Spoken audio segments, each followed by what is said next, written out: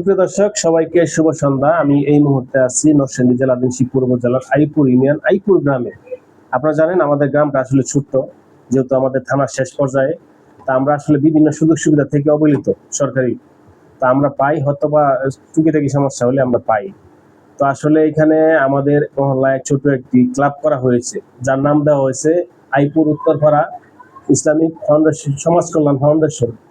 তো এই ফাউন্ডেশনে করার উদ্দেশ্য হলো সমাজকে মাদককে না বলুন, এই স্লোগানকে সামনে রেখে আমরা যুব সমাজ যারা আছি, ময়মুরব্বী যুব সমাজ, ছোট ভাই বাদাদের নিয়ে আমরা এই ক্লাবটাকে করেছি। এই ক্লাব থেকে আমরা সুবিধা বঞ্চিত মানুষদের কিছু সাহায্য করতে চাই, দিতে চাই। যদি আপনারা আমাদেরকে সহযোগিতা করেন, অবশ্যই আমরা এই ক্লাবটা আরো বড় করে দেখব, বড় করব।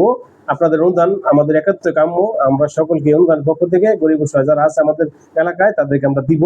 তো এখানে দেখেন মাদক যাতে ছড়াছড়ি না হয়, মাদক যাতে যুবকরা সেবন না করে, এই ধারাবাহিকতা আমরা এই ক্লাবটা আজকে খুলছি। আমার পিছনে দেখতে পাচ্ছেন সকল সদস্যবৃন্দদের এখানে ছবি দেওয়া আছে।